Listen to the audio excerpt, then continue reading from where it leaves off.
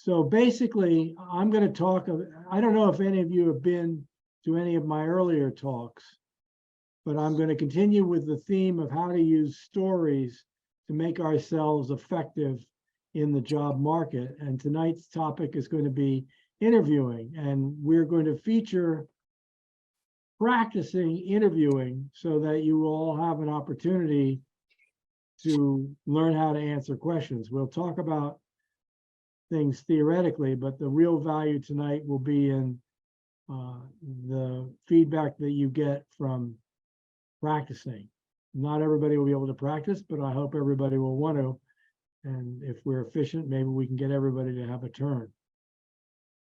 So, stories.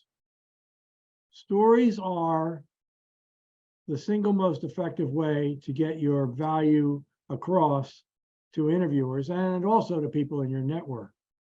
So I'm going to start out by giving you a story. Keep your ears open, and after the story, I'm going to ask you what you learned from the story. So years ago, when I was a consultant at PricewaterhouseCoopers, I was invited to take on a job of fixing a budget. I was brought into the head of equity development at Goldman Sachs, and he said, last year, my managers revolted and thought that the budgeting process was a horror, and your job is to make them like it. I thought, well, it's a good thing I like a challenge, because anybody who likes a budgeting process is unusual, to say the least. So I was a good consultant, and I went around to do what good consultants do, which is to start to interview the people who were involved and see what I could learn about what their problems were and what they liked or mostly didn't like about the process. The first people I interviewed were the dozen or so people who were reporting into this head of equity IT. And I'd gone around to 2 or 3 of them at one point and had gotten a pretty negative view, and got to the 4th guy and said to the assistant there, I'm here to interview Richard about the budget process. Oh, she says, rolling her eyes, the budget process. I said, what do you mean? She said, he didn't do it. I did it. And I thought to myself, that has potential. So I went in and talked to him, and he had his arms crossed in front of himself and said, no, it's a disaster. It's a waste of my time. I'm not going to do it. So I came out and talked to his assistant, and I said, so I'd like to talk to you about the budget process from your point of view. Were any of your colleagues, the other executive assistants, involved with it? And she said, yeah, some of them were. The long and the short of it was, I ended up interviewing her and finding out how she did the process and what worked for her in the process and what didn't work. At the end of the day, I created some Excel spreadsheets so that the input could be standardized and put in easily by the executive assistants with minimal interference from the managers. And the result was a process that was well in hand, so that when the controller for the group joined at the end of August, when I was finishing up, he took me out to lunch. He said, you have made my job possible. If I'd come in and had to do that, it would have been an unmitigated disaster. So as a result, he was able to get the job done, and the head of equity IT was happy with the result.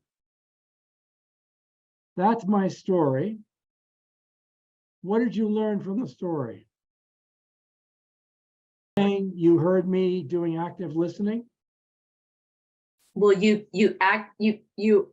went in to interview the players, but you actively listened to them. Okay, so I actively listened. Thank you. Right. Yes. Okay. So you didn't jump to an assumption. And then as you listened, you discovered who actually did the work. Right. and how they did it. And then you worked with them, you collaborated with them to find a solution. Okay, thank you. What else? Did anybody else learn about me or from that story in general? It sounds as if you did find out who was actually doing the work.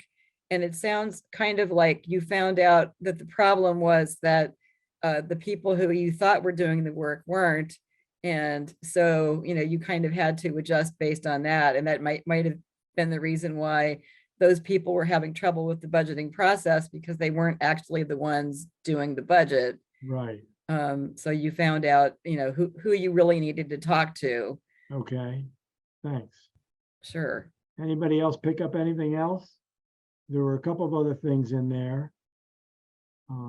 I threw in there that I put together an Excel spreadsheet to get people organized. And so I wanted to make sure that you were listening. So which of those things that you said that I did I say in the story that I did? Did I say that I did active listening? No. No. So my point is that the conclusions that you drew from the story were drawn from the story and were not things that I actually said. I could have come in and said, I developed a budget, I talked to people, I listened carefully and all that.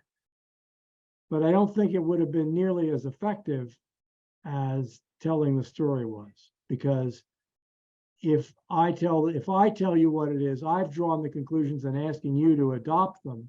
If I tell the story, then you are listening and you are drawing the conclusions on my behalf. So when you tell people a story about what you do, you are inviting them to draw conclusions, favorable conclusions, about what it is that you have to offer, which is effective because if they draw the conclusions, they're going to believe them.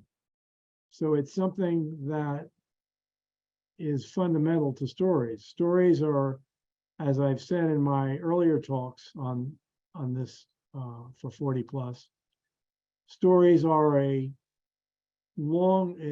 centuries old way of communicating and are effective because our brains are wired to understand stories and to believe them.